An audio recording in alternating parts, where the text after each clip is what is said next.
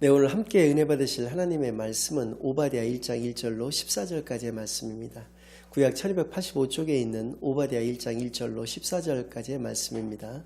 지금 이 시간에는 1절로 4절까지의 말씀까지 제가 봉독해 올려드리겠습니다.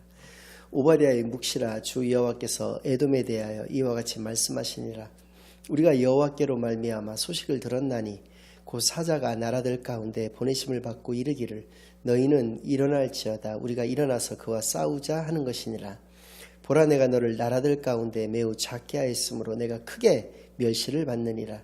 너의 마음의 교만이 너를 속였도다. 바위 틈에 거주하며 높은 곳에 사는 자여, 내가 마음에 이르기를 누가 능히 나를 땅에 끌어내리겠느냐 하니 내가 독수리처럼 높이 오르며 별 사이에 깃들일지라도 내가 거기에서 너를 끌어내리리라. 여호와의 말씀이니라. 아멘. 하나님 아버지 감사드립니다. 오늘도 귀한 주일로 교회로 예배로 인도하여 주신 은혜를 진정으로 감사드립니다.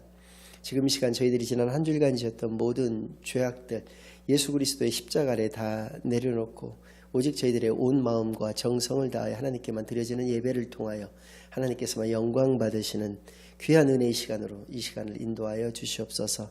모든 것을 감사드리오며 예수 그리스도의 이름으로 기도드리옵나이다. 아멘. 네, 오늘은 하나님의 종 오바댜 그 첫 번째 시간으로 오늘 본문 말씀을 중심으로 하나님의 말씀을 증거하겠습니다. 오바댜서는 이번 주와 다음 주간에 걸쳐서 2주간에 걸쳐서 진행을 할 것이고요. 오바댜라고 하는 이름이 가지고 있는 의미는 두 단어가 합성된 단어입니다. 오바드라고 하는 단어는 영어로 말할 때는 servant라고 얘기할 수 있는데요. 종이라고 하는 의미를 가지고 있고요. 야흐라고 하는 단어는 지난 시간에도 말씀드린 바와 같이 하나님이라고 하는 의미를 가지고 있습니다. 그래서입니다. 오늘 설교의 제목과 오바댜의 이름이 가지고 있는 의미는 같은 것인데요. 하나님의 종이라고 하는 의미를 가지고 있습니다. 그는 BC 586년에 남유다가 바벨론에 의해서 완전히 멸망당한 직후에 활동했던 선지자로 알려져 있고요. 이 오바댜서는 한 계장으로 되어 있는 매우 짧은 성경인데 핵심 메시지는 하나님께서 지속적으로 돌보시는 유다를 짓밟는 에돔을 향한 하나님의 심판의 메시지, 그것이 이 오바댜서가 우리에게 알려주시고자 하시는 메시지가 되는 것이고요. 그래서입니다. 구조도 두 가지로 나눌 수가 있는데, 첫 번째는 오늘 본문 말씀이 1절로부터 14절까지인데요. 에돔의 죄악에 대해서, 그리고 15절로부터 마지막 21절까지는 그에 대한 하나님의 심판에 대해서 말씀하여 주고 계십니다. 에돔에 대해서 한번 살펴봐야 될 것인데요. 에돔은 에서의 후손들에 의해서 설립되어진 나라입니다. 사해의 남쪽에 세일산이라고 하는 산을 중심으로 해서 형성되었고요. 수도는 페트라라고 하는 곳인데요. 페트라라고 하는 말은 바위라고 하는 의미를 가지고 있습니다. 그 이름에 걸맞게 그 페트라에 들어가기 위해서는, 그러니까 에돔 땅으로 들어가기 위해서는 바위와 바위 사이에 3km나 되는 길이 이렇게 나 있습니다. 협곡으로 이렇게 되어 있는데요.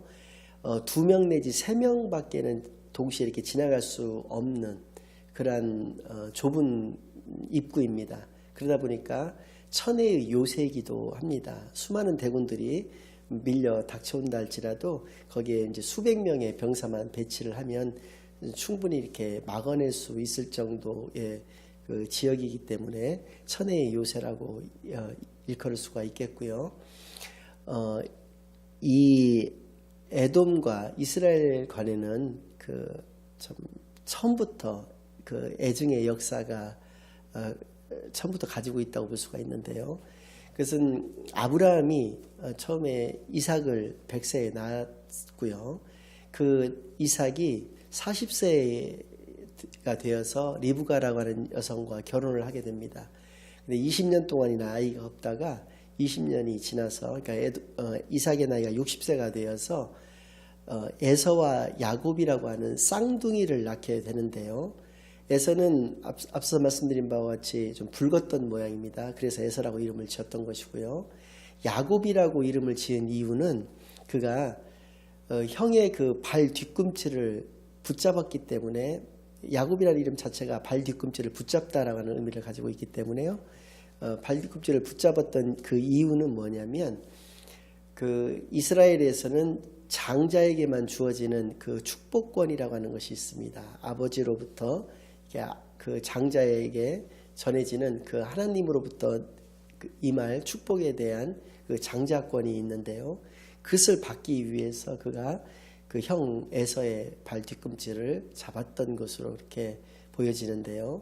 왜냐하면 크면서 그가 나중에 계획을 세워서 팥죽 한 그릇에 형의 그 장자권과 그것을 바꾸게 되는 그러한 음모를 꾸미게 되고요. 그로부터 20년 이상을 외삼촌의 집에 숨어서 그 형의 그 어떤 살해의 어떤 위협으로부터 피신해서 그렇게 살게 되어지는 것입니다.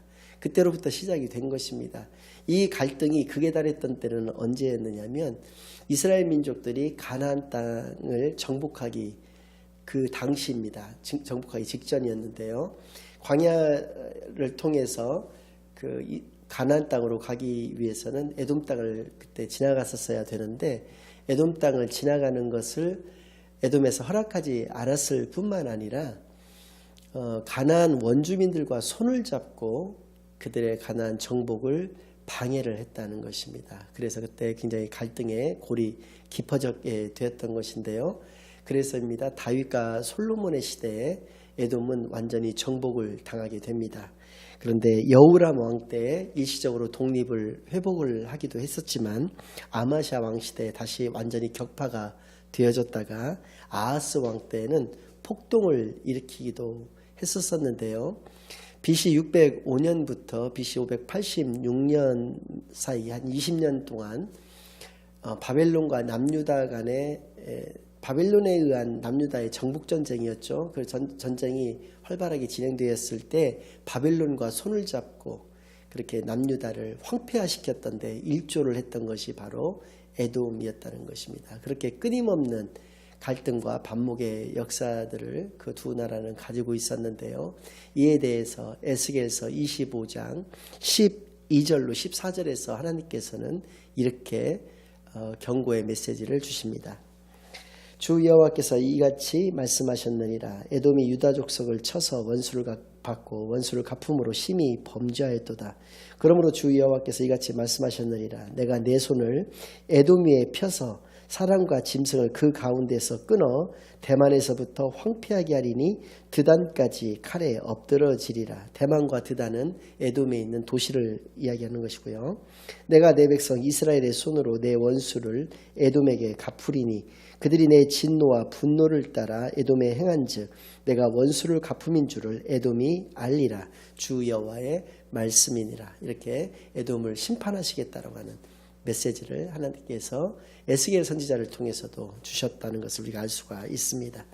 이러한 에돔의 죄악은 한마디로 얘기했을 때 어떠한 것이냐, 형태적으로 봤을 때 어떠한 것이냐, 오늘 3절 말씀 속에 나와 있는데요. 그것은 바로 교만입니다. 너의 마음의 교만이 너를 속였도다. 바위 틈에 거주하며 높은 곳에 사는 자여. 이렇게 에돔을 지칭하고 계십니다. 그들이 교만하였다는 것입니다. 따라서 오바댜서가 우리에게 주시는 핵심은, 메시지의 그 핵심은 우리로 하여금 겸손하라는 것이죠. 하나님의 자녀다운 겸손한 삶을 살 것을 말씀해 주고 계시는데요. 그래서입니다. 오늘 메시지의 중심은 겸손한 자의 세 가지 특징에 대해서 살펴보는 것으로 대신하고자 합니다. 그 첫 번째 특징은, 겸손한 자의 첫 번째 특징입니다. 잘 듣는 자라고 하는 것입니다. 오늘 1장 1절에도 나와 있는 바와 같이 오바댜의 묵시라. 주 여호와께서 에돔에 대하여 이와 같이 말씀하시니라. 우리가 여호와께로 말미암아 소식을 들었나니 라고 말씀하고 계십니다. 하나님으로부터 소식을 듣고 오바댜가 하나님의 말씀을 증거하는 것입니다. 잘 듣는 자만이 잘 증거할 수가 있게 되는 것이고요. 우리가 이러한 것들을, 이 원리를 알 수가 있는 것은 무엇이냐면, 종과 같은 경우에는 주인의 말을 잘 들어야 하는 존재라는 것이죠. 양과 같은 경우에도 목자의 음성을 잘 들어야 그가 생존할 수 있다는 것입니다. 자녀 입장에서도 부모의 말씀을 잘 들어야지 그가 올바른 인간으로 자라날 수가 있다는 것을 우리가 알 수 있는 것처럼 듣는 것이 이렇게 무엇보다도 중요하다는 것을 우리가 알 수 있습니다. 교만한 자는 남의 말에 절대 귀를 기울이는 자가 아닙니다. 그리고 남의 말을 들으려고 하지도 않습니다. 교만한 자는 자기 말만 하고자 한다는 것입니다. 이러한 겸손한 자 중에 첫 번째 특징인 잘 듣는 자에서도 역시 세 가지 특징적인 모습이 있는데요. 그것은 첫 번째로 가까이 있다는 것입니다. 늘 가까이 있습니다. 하나님과 늘 가까이 있는 자는 하나님의 말씀에 귀 기울이는 자입니다. 그러나 하나님과 멀어지면 멀어질수록, 그러니까 하나님께 멀리 떨어져 있을수록 하나님의 음성이 들릴 리가 없는 것입니다. 하나님의 음성을 듣고자 하는 자도 아닌 것입니다. 그래서입니다. 잘 듣는 자, 그 첫 번째 특징은 늘 가까이에 있다라고 하는 것입니다. 두 번째 특징은요, 내 안에 있다는 것입니다. 저는 중국에서 8년간 살았던 적이 있었습니다. 그런데 그곳에서 한국 교민들을 위해서 한국 학교를 건립하기 위한 한국 학교 재단 사무국장이라든지 또 일반 사업을 할 때에도 교민 소식지와 같이 교민들을 대상으로 한 사업을 진행을 하다 보니까 중국어에 대한 필요성을 못 느꼈었습니다. 그래서 8년이나 살았음에도 저는 중국어를 하지를 못하는데 저희 그 딸 셋은 그때 학교를 갈 때가 되어가지고 맞바로 그냥 로컬 학교에다가 입학을 시켰었습니다. 그러니까 현지인 학교를 넣었던 거죠. 그러니까 애들이 니하오라고 하는 인사도 제대로 못했을 당시였는데 그 중국인 친구랑도 사귀어야 되고 그 또 학교 생활에 적응도 해야 되기 때문에 그들은 전투 중국어를 익히게 되었던 것입니다. 그래가지고 늘 중국어가 안에 있다 보니까 8년 동안 생활을 했음에도 불구하고 현지인과 같이 말을 할 수 있게 되어서 지금은 이렇게 중국어가 필요한 곳으로 셋 다 모두 취업이 돼서 그곳에서 아주 크게 쓰임을 받고 있는 존재들로 이렇게 살아가고 있는 것을 볼 수가 있는데 그들의 안에 중국어가 있었던 것은 외국어가 안에 있기 때문에 그것을 두려워하거나 걱정을 하지를 않았다는 것입니다. 그러나 그거에 대한 필요성을 가지고 있지를 않았던 저와 같은 경우는 8년이라고 하는 상대적으로 좀 긴 시간인데 긴 시간 동안 있었음에도 불구하고 중국어를 거의 하지 못하는 그런 모습이 있는 걸로 보았을 때 내 안에 우리가 크리스찬이라고 하면서 내 안에 하나님이 계시다라고 한다면 우리가 진정한 크리스찬이라고 얘기할 수가 있지만 내 안에 만약에 하나님이 계시지 않는다라고 했을 때는 그는 무늬만이 크리스찬인 것을 우리가 알 수 있다는 것이죠. 내 안에 하나님이 계시는 자는 하나님의 음성을 듣는 자이고요. 내 안에 하나님이 계시지 않는 자는 하나님의 음성을 듣지 않는 자라고 하는 것을 우리가 알 수 있는 것이죠. 세 번째 특징은 순종하는 자라고 하는 것입니다. 순종하는 자라고 하는 말씀은 어떤 의미를 가지고 있느냐? 청종이라고 하는 말이 있는데요. 잘 듣고 순종하는 것을 의미합니다. 청종이라고 하는 말씀, 그러니까 잘 듣고 순종한다라고 하는 말씀 사이에는 한 개의 부사가 생략되어 있는데요. 그건 즉시라고 하는 말입니다. 바로라고 하는 말이죠. 잘 들었다라고 한다면 즉시로 순종해야 하는 것입니다. 그래서입니다. 하나님께서는 청종하는 자를 사랑하신다는 것을 우리가 성경을 통해서 얼마든지 알 수가 있는 것입니다. 겸손한 자의 두 번째 특징은 그는 부족을 안다는 것입니다. 자기 자신의 부족을 안다는 것이죠. 지식의 시대에서의 무기는 지식이었습니다. 오늘날은 물질 만능 시대라고 일컫습니다. 그래서 오늘날의 무기는 돈이 될 것입니다. 에서가 살았던 시대는 육체의 시대였습니다. 그는 사냥꾼이었고요. 그래서 그는 자질적으로 모든 것을 갖추고 있었습니다. 굉장히 건장했을 뿐만 아니라 성격적으로 굉장히 호방한 성격을 가지고 있었기 때문에 그는 사냥꾼에 굉장히 적합한 성격을 가지고 있었습니다.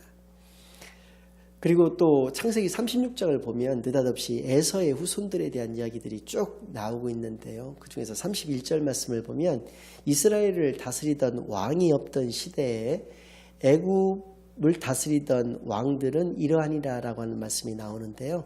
그러니까 이스라엘이 왕이 없던 시대에도 이미 에돔에서는 왕이 있었다는 것입니다. 이스라엘보다도 훨씬 먼저 나라다운 모습, 나라의 꼴을 갖추고 있었다는 것을 알 수가 있습니다. 상당히 번영과 발전을 했다라고 하는 것이죠. 그런데 문제는 뭐냐면 이렇게 자기 자신에 대해서 부족하지 않다라고 느꼈을 때에는 그는 교만으로 치달을 수 있다라고 하는 것입니다. 그래서입니다. 에서와 같은 경우는 하나님의 장자권, 그러니까 축복권을 우습게 여기는 교만을 가지게 되었습니다. 그래서 히브리서 12장 15절로 17절에서는 이렇게 말씀하고 계시는데요. 너희는 하나님의 은혜에 이르지 못하는 자가 없도록 하고 또 쓴뿌리가 나서 괴롭게 하여 많은 사람이 이로 말미암아 더럽게 되지 않게 하며 음행하는 자와 혹 한 그릇 음식을 위하여 장자의 명분을 판 에서와 같이 망령된 자가 없도록 살피라. 너희가 아는 바와 같이 그가 그 후에 축복을 이어받으려고 눈물을 흘리며 구하되 버림바가 되어 회개할 기회를 얻지 못하였느니라. 그가 그렇게 한 그릇 음식에 장자권을 팔고 난 이후로 후회를 하면서 눈물을 흘리면서 하나님께 그 장자의 그 축복을 다시 이어받기 위해서 회개하고자 하였지만 회개할 기회를 하나님께 부여받지를 못하게 되었다는 것입니다. 이렇게 교만의 죄라고 하는 것은 무섭다는 것을 우리가 분명히 알 수가 있습니다. 교만한 자에게는 하나님께서 회개할 기회조차도 부여하시지 않는다는 것, 이 히브리서 12장 15절로 17절 말씀을 반드시 기억하시는 저와 여러분이 되시기를 바라겠고요. 이 자기 자신의 부족을 아는 자가 가지는 세 가지 증거가 있습니다. 어떤 자가 자기 자신의 부족을 아는 자인가? 첫 번째, 새벽 기도를 드리는 자입니다. 새벽 기도를 드린다라고 하는 것, 그것이 가지는 의미는 하나님께 기도를 올려드리지 않는 것이 바로 교만이다라고 하는 것을 알 수가 있다는 것이죠. 자기 자신을 의지하고 산다는 것입니다. 그러나 하나님만을 의지하고 살아가는 사람은 그 새벽에 일어나서 하나님의 전에 나와 하나님께 예배를 올려드린 후에 하나님께 기도로서 하루를 시작한다라고 하는 것이죠. 그래서 새벽 기도를 드리는 자가 바로 자기 자신의 부족을 아는 자다, 이렇게 얘기할 수가 있고요. 두 번째로는 이스라엘의 신앙을 가진 자입니다. 말씀드린 바와 같이 야곱의 처음 이름은 야곱이었습니다. 발뒤꿈치를 잡을 정도로 그렇게 욕심이 많은 자였고요. 사기성이 있었던 사람이었습니다. 그런데 그가 야복강가라고 하는 곳에서 하나님과 씨름을 하게 되었는데요. 환도뼈가 부러지는 중상을 입었음에도 불구하고 끝까지 하나님을 놓지를 않게 됩니다. 그래서 그는 이스라엘이라고 하는 이름을 얻게 되는데요. 이스라엘이 가지는 의미는 하나님과 겨루어 이기다라고 하는 의미를 가지고 있습니다. 하나님은 어떠한 것으로 겨루어서도 지시는 분이 아니십니다. 하나님께서 져주셨다라고 하는 것인데요. 무엇을 져주셨느냐? 그것은 바로 그가 하나님의 축복을 받으려고 하나님을 놓지 않았다는 것입니다. 그래서 하나님의 축복을 받기 위해서 하나님과 겨루어 이겼다라고 하는 것입니다. 이렇듯 하나님께 매달리는 인생이 되었다는 것이 이스라엘이라고 하는 이름이 가지고 있는 의미가 되는 것이고요. 저와 여러분도 마찬가지로 이스라엘의 신앙을 본받아 하나님께 매달리는 자가 되어야 할 것입니다. 사람에게 매달리는 것은 잘못이고 사람에게 떼쓰는 것은 잘못이지만 하나님께 매달리고 하나님께 떼쓰는 것은 현명한 것이고요. 그것이 바로 용기라고 하는 것을 이 시간 기억하시는 저와 여러분이 되시기를 바라겠습니다. 세 번째로는요, 겸손의 개념을 정확히 아는 자입니다. 세상에서 말하는 겸손하고는 다릅니다. 성경적 겸손은 도덕적 겸손이 아닙니다. 성경적 겸손은 예컨대 이런 것입니다. 하나님이신 예수님께서 이 땅에 육신으로 오셨습니다.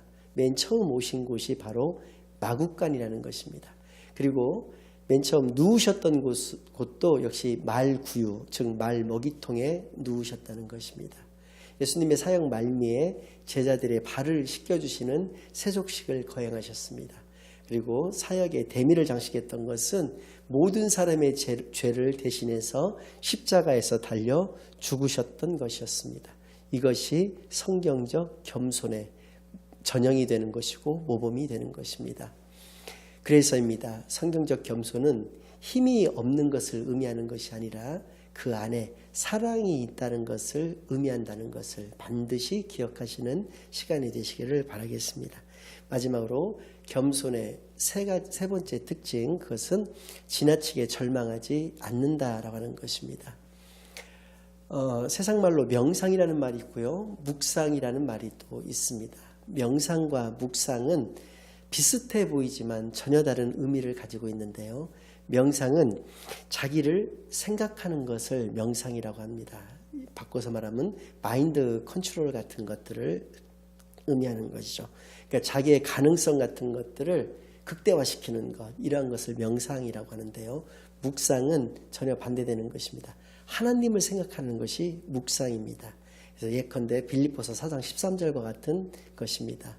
내게 능력 주시는 자 안에서 내가 모든 것을 할 수 있느니라. 바꿔서 얘기하면요, 내게 능력 주시는 자 바깥에서 나는 아무것도 할 수 없다는 그러한 고백입니다. 이것이 바로 묵상입니다.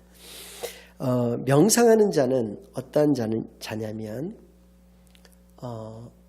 인본주의자라고 얘기할 수 있습니다. 인본주의자들의 시각은 좋습니다. 왜냐하면 그것은 인간이 소중하다는 것이죠. 근데 인간이 왜 소중합니까? 만물의 영장이기 때문에 소중합니다. 그렇습니다. 인간은 생각하는 존재고요. 인간은 문명을 만들어 나가는 존재입니다. 그리고 눈부신 과학기술을 발전시켜 나갈 수 있는 존재입니다. 그러니까 소중하죠. 만물의 영장이죠. 근데 거기까지입니다. 인본주의자들의 한계는 거기까지입니다. 누가 그렇게 만드셨느냐를 그들은 모릅니다. 그것은 바로 하나님이 우리의 코에 진흙으로 하나님의 형상대로 빚으셔서 우리의 코에 생기를, 하나님의 생기를 불어넣어 주셔서 생명이 된 존재가 인간이기 때문에 인간이 만물의 영장이 되었다는 것입니다. 하나님이 그렇게 하셨다는 것입니다. 그래서입니다. 기독교인이 아닌 인본주의자들 같은 경우에는 그들의 문학작품 같은 것들을 보면 굉장히 절망적인 작품들이 너무나 많습니다. 그래서입니다. 교만한 자는 절망하는 자입니다. 그들은 다른 의미에서 인간을 지나치게 사랑하는 자입니다. 잘못된 것이죠. 예를 들어서 모 지사가 위력으로 자기의 여비서를 사랑한다라고 생각하는 것, 그러한 것, 무소불위의 권력을 가지고 자기 아랫사람을 자기 마음대로 하는 것, 이것을 사랑이라고 생각을 하는데요. 그러한 사랑, 잘못된 사랑이죠. 또 인간을 지나치게 의지합니다. 그래서 힘 있는 사람에게 상대적으로 쉽지만 돈을 많이 벌 수 있는 곳, 정선 카지노 같은 곳에 취업을 시켜달라고 청탁을 하기도 하고 그렇게 한다는 것입니다. 겸손한 자가 그렇게 하지 않습니다. 교만한 자가 그렇게 하는 것입니다. 또한 인간을 지나치게 신뢰하는 것입니다. 다 좋은 의미처럼 들리지만 그렇지 않습니다. 실상을 알고 보면 대단히 잘못된 모습들이라는 것이죠. 저도 수없이 많은 대통령 선거, 국회의원 선거, 지방선거들을 경험해 봤습니다. 다 합치면 20번도 넘을 것입니다. 그런데 그때마다 뽑을 때마다 저 자신도 마찬가지지만 대부분의 국민들도 후회하는 경우들이 많습니다. 근데 그 다음 선거에서도 같은 사람을 또 뽑는 경우들도 굉장히 많습니다. 그것은 인간에 대해서 소망을 가지고 있다는 것입니다. 인간에 대해서 소망을 가지고 있는 것, 이것이 잘못인 것입니다. 우리가 소망을 두어야 될 곳은 오직 하나님 한 분밖에 계시지 않는다는 것을 반드시 기억하시는 저와 여러분이 되시길 바라겠고요. 하나님께 소망을 두는 자는 아무리 절망적인 상황이 닥친다고 할지라도 지나치게 절망하는 경우는 없다는 것을 이 시간 분명히 기억하시는 시간 되시기를 바라겠습니다. 결론을 말씀드리겠습니다. 하나님은 반드시 교만한 자를 심판하시고 겸손한 자에게 은혜를 주신다는 것을 기억하시는 시간 되시기를 바랍니다. 그래서입니다. 야고보서 4장 6절 말씀을 읽고 마치도록 하겠습니다. 그러나 더욱 큰 은혜를 주시나니 그러므로 일러스되 하나님이 교만한 자를 물리치시고 겸손한 자에게 은혜를 주신다 하였느니라. 하나님이 우리에게 주시는 은혜 중에서 큰 은혜에 속하는 것은 우리로 하여금 겸손케 하신 것이라는 것을 이 시간 반드시 기억하시는 저와 여러분이 되시기를 바라겠습니다. 이제는 우리 주 예수 그리스도의 은혜와 아버지 하나님의 극진하신 사랑과 성령 하나님의 내주인도 역사 교통하심이 하나님의 큰 은혜로 겸손한 삶을 살기로 다짐하고 결심하고 돌아가는 모든 사랑하는 주의 자녀들의 머리 위에와 그들의 가정 위에 이제로부터 영원까지 항상 함께 있을지어다. 아멘.